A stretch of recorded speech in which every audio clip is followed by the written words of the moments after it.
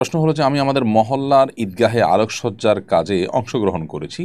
অনেকে বলেন এটা অপচয় ও লোক দেখানো, কিন্তু আমি নিয়ত করি মানুষ যেন আনন্দ পায়। আমার এই কাজটা কি ইসলামের দৃষ্টিতে নিন্দনীয়? দেখতে হবে যে আপনি কতটা আলোকসজ্জা করেছেন। আলোকসজ্জা করতে গিয়ে যদি আপনি সীমালঙ্ঘন করে থাকেন, অতিরিক্ত আলোকসজ্জা করে থাকেন, তাহলে সেক্ষেত্রে সেটা ডেফিনেটলি নিন্দনীয় এবং মন্দ কাজ।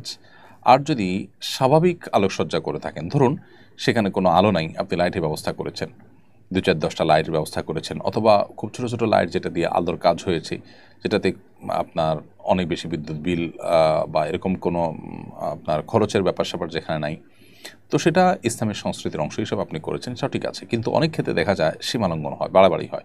এই বাড়াবাড়িটা নির্ভর করে যে আপনার সমাজে আ সাধারণত এ ধরনের অনুষ্ঠানের জন্য কতটুকু আলোকসজ্জাকে মানুষ স্বাভাবিক মনে করে। ধরুন সেখানে ঈদের নামাজ হবে, তার আগে আপনি আশেপাশে লাইট লাগায় দিলেন, একটু আলো দেখা গেল। আ রাতেও মানুষ দেখতে পেল যে এখানে ঈদগাহ, ঈদের নামাজ হবে।